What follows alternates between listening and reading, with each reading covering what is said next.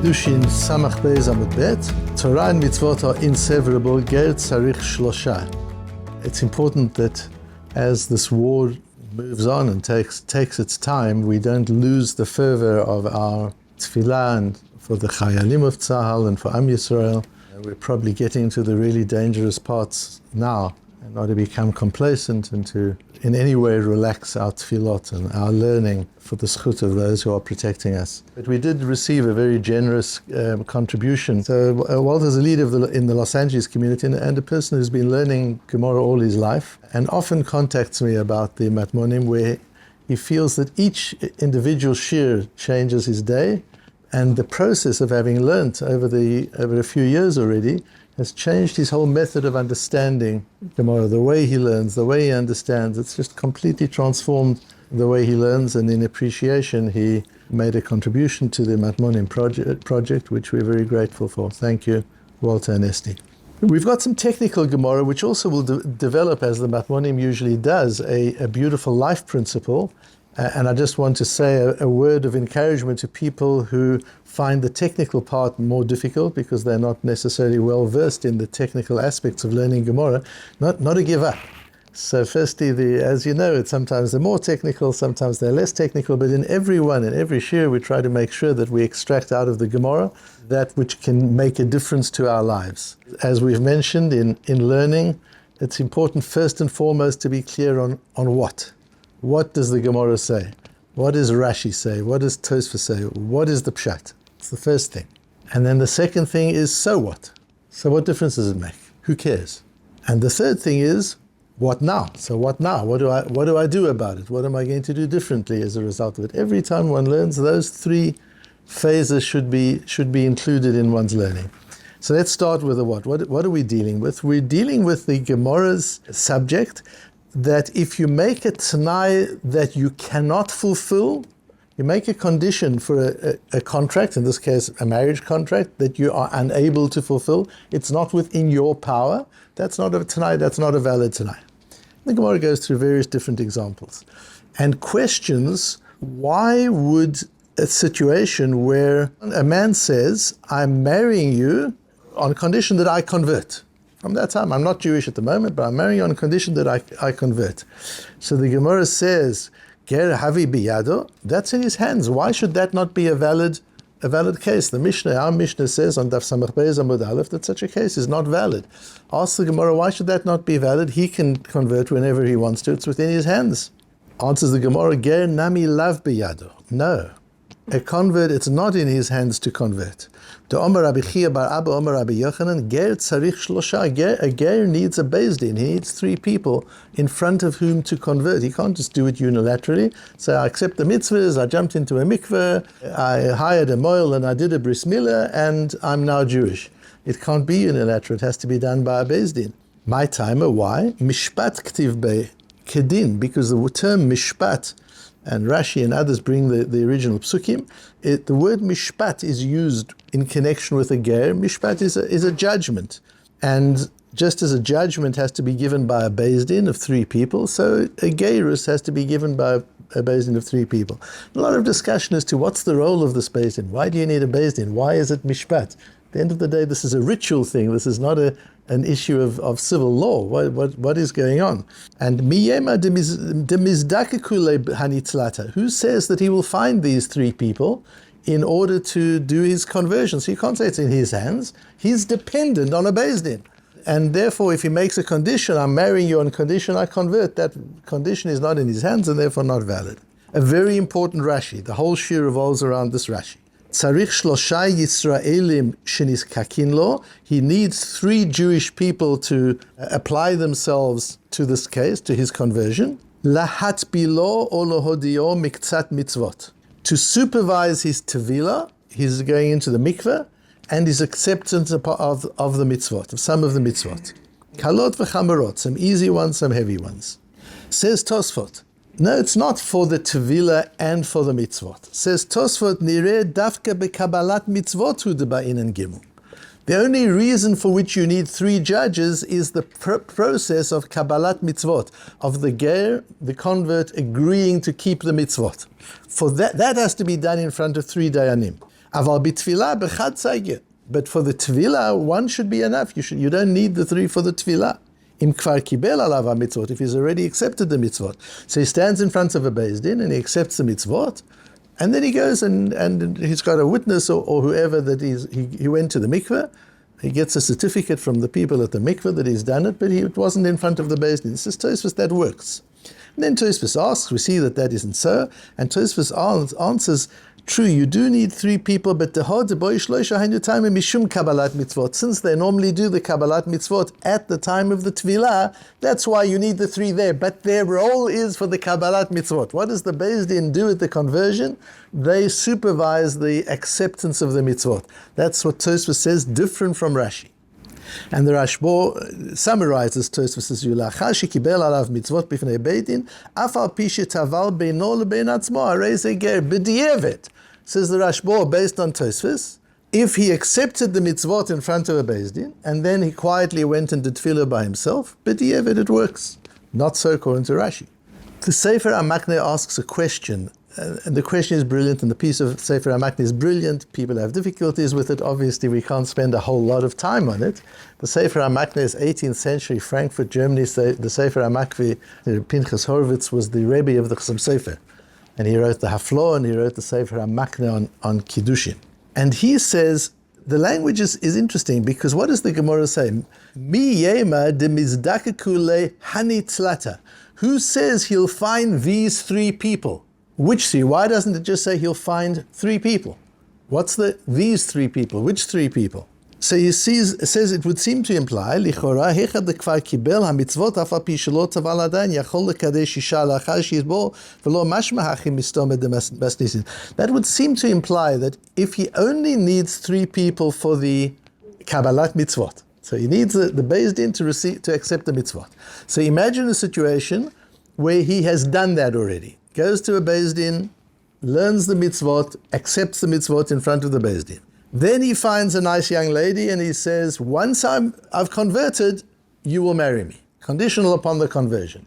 The shaila now is, but the conversion is not within his control. He needs a Beis Din. No, he says, I needed a Beis Din for the Kabbalat mitzvot. According to Tosfos, I don't need a Beis Din for the Tevilah. I can do that myself. That's within my control. And therefore, this Tanai should be valid. Says the Makneh, but that's not what the Gemara seems to imply. So there's a difficulty the way Tosfos understands the Gemara. It doesn't work out in the Gemara. And he then says, he goes into the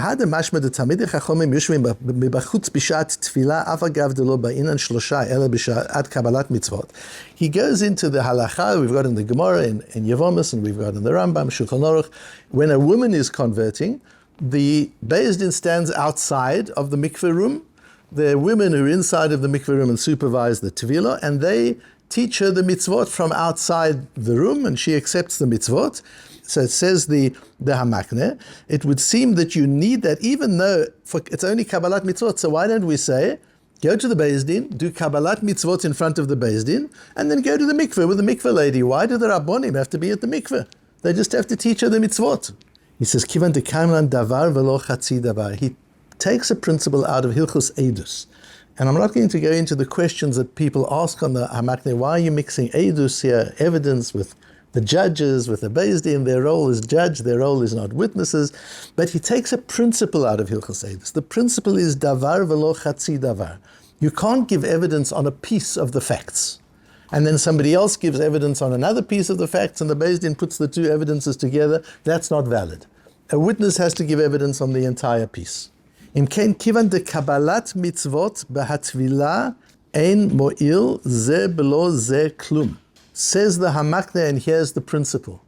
The Kabbalah's mitzvahs, accepting the mitzvot without the tefillah, or the tevilah without the Kabbalah's mitzvahs, is totally invalid. You can't do the one and then do the other with different people and at different times. They're inseverable. These two things have to be done together. לכך אמר דאותם תלמידי חכמים שקיבל בפניהם הם יהיו גם כן בשעת טבילה כדי שיעידו כולה דבר. So if she went to a Beis Din and she accepted the mitzvot, or he accepted the mitzvot, then he marries a woman al tznai, I'm going to convert, and we say, but it's not in your hands, you need a Beis Din. He says, I've already done the Beis Din stuff, now I just need to do tefillah, I can do that on my own. Says the Hamakneh, no, you can't do it on your own. You've actually got to get those same dayanim in front of whom you were mekabel the mitzvot to come with you to the mikveh and do it again at the mikveh. And in fact, the Rambam paskins lahalocha in Perek Yud Gimel, he goes through the whole thing, but particularly in Perek Yud Daled, when you're converting a person, you teach them the principles of Yiddishkeit, belief in Hashem, forbidding idolatry. And you take a long time, you teach him all these things. And then you teach him some halacha, but not too much halacha. Don't get stuck on the halacha. We often talk about that with Jews as well, not only with Gerim. Don't get stuck on the halacha. Get the principles, understand the principles, and then move into the halachot. Then you put him in the mikveh. And 3 people stand with him when he goes into the mikveh. And you give him the mitzvahs again. Why? You've done that already. He's gone through a 2-year course. He's learned the mitzvot already. The Rambam's told us that has to be done before. Now you bring him to the mikveh, and once again you remind him about the mitzvot kalot v'chamarot. V'hu omed b'mayim, while he's standing in the water. It's inseverable, says the Rambam. You can't separate these two things out. It's not about knowledge.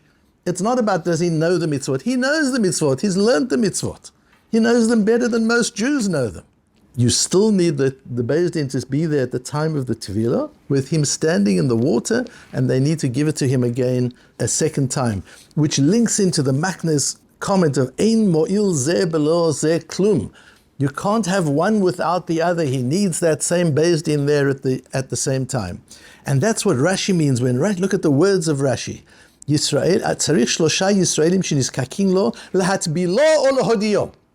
It's not two separate things. Lahatz bilo and lo, then it should be the other way around. You need people to teach him and then to be tovel him. No, lahatz bilo, to put him in the mikveh in a way and at the moment that you're also reminding him of the mitzvot. It's that inseparableness which in fact is the gerus. That's the moment of gerus. Gerus is not about knowing everything. He's learned over the last few years. He's been to yeshiva, she's been to seminary, they know her fortune. They're frum, they're keeping the mitzvot as best they can already, but you're still not Jewish. So I'll go to the mikveh. No, that isn't enough either. You'll go to the mikveh, and while in the water, the Beis Din will remind you of the mitzvahs, and then you'll dip yourself in. That's gerus. And there we see the essence of what Yiddishkeit is, because what's beautiful about learning this sugya is to understand what makes you Jewish. If you're born Jewish, you're born Jewish. What can you do? You're Jewish. But if you want to understand what makes you Jewish, look at transition. Look at somebody who's becoming Jewish and look at what the Torah says this person has to do to become Jewish. Then you'll understand what being a Jew is. What being a Jew is understanding and accepting the inseverability of the academic part of Torah, the knowledge of Shas, of Shulchan Aruch, and the practice of the mitzvot. To know the academics, you're an academic, you're a clinical academic, you're a scholar. So what? That doesn't make you Jewish. To keep the mitzvot as rituals and be an am haaretz, ein am haaretz chosid. That's not being Jewish. To have them as separate things, I learn some of the time and I keep mitzvot, that's not the thing either. The thing is to understand their inseverability. This is one unit. The learning and the keeping. And that's why what we do in the mornings here is so interesting and so important, because we try to extract from everything we learn something we can keep. It's not about I'm learning Kiddushin and I'll daven and put on tefillin afterwards. That's not what we're talking about. We're talking about learning, and from the learning, being able to live differently. Being able to live the mitzvot, to be able to find the mitzvot that are in the learning. And that's what there is over here. So this role of the Beis Din, the role of the Beis Din is not just to certify the gerus. There's an aspect of that as well. The role of the Beis Din is they need to be sure that she's learned from the right sources. They need to be sure who's on this Beis Din. These are Talmidei Chachomim, these are poskim who's sitting on the Beis Din. He or she, this ger, has learnt this last piece of Torah from the horse's mouth, so to say, from the poskim of the generation. And they see that, and having heard about the mitzvot from the poskim, he or she dips into the mikveh and understands, that's why I'm doing it. I'm going into the mikveh to keep the mitzvot. I'm becoming Jewish to keep the mitzvot. I'm not becoming Jewish culturally. I'm not becoming Jewish because I'm interested academically. I'm becoming Jewish for Avodat Hashem. I'm becoming Jewish to serve Hashem through the mitzvot. When the Beis Din sees that in front of their eyes, they can certify her as Jewish. And just in conclusion, this idea of mishpat, why is this mishpat? Why is this like a court of law? Well, it doesn't seem to be that. And I think what we've got to understand here is that in Jewish law, when a Beis Din makes a psak, so Reuven and Shimon are arguing about who the property belongs to. Reuven says me and he brings evidence. Shimon says me and he brings evidence. The Beis Din has a case and they decide it belongs to Reuven. They are not saying we know historically that this belongs to Reuven. Nobody has enough information to be absolutely sure that that's the historic information. Shimon has got a different story. What Beis Din do is they create the Metziut Mikanu Lahaba. They create the reality. Based on the evidence that they have, based on the information they have, based on the halachot. When Beis Din gives a psak, that creates a reality from now. It's irrelevant what was. We use our knowledge of what was to reach the psak. But once we get to a psak, this is not about, but that can't be because last year I did this and you said that. That's over. Once there's a psak, we're done with the past. Once there's a psak, there's a new reality. And what is a Beis Din doing with a ger? They're creating a new reality. Only a Beis Din can do that. A private individual can't create a new reality. A Beis Din, a posek, can create a new reality. And just as a Beis Din creates a reality when two people are arguing over money, so the Beis Din creates a reality when a ger comes to convert. This person is no longer a goy, this person is a different being now, with different chiyuvim, with different obligations, with different sets of kedusha. Why?